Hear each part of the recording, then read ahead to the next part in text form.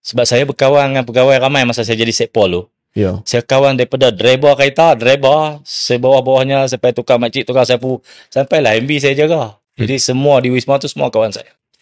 Di daerah-daerah pun semua saya dah biasa. Jadi mungkinlah itu penilaian yang dibuat oleh PAS. Hang kena jadi MB. Tapi terfikir tak ni bila menang tahun 2018 akan jadi menteri besar? Tak fikir apa, tak fikir. Tak terlintas, mimpi pun tak saya habaq kat orang. Ya. Mimpi pun tak Tak ada. Dalam terlintas pun tak ada. Ya. So, Syarul?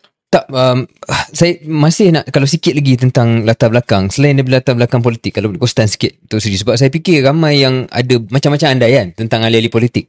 Dan Datuk Seri sendiri antara orang yang akan banyak orang buat assumption lah, ya, yang mungkin banyak tersasar. Mungkin kalau sikit lagi Datuk Seri boleh jelaskan apa yang buat Datuk Seri minat pada politik, apa yang buat Datuk Seri rasa nak terbabit dalam kepimpinan dan sebagainya, latar belakang keluarga, background itu saya rasa penting untuk pendengar kita faham.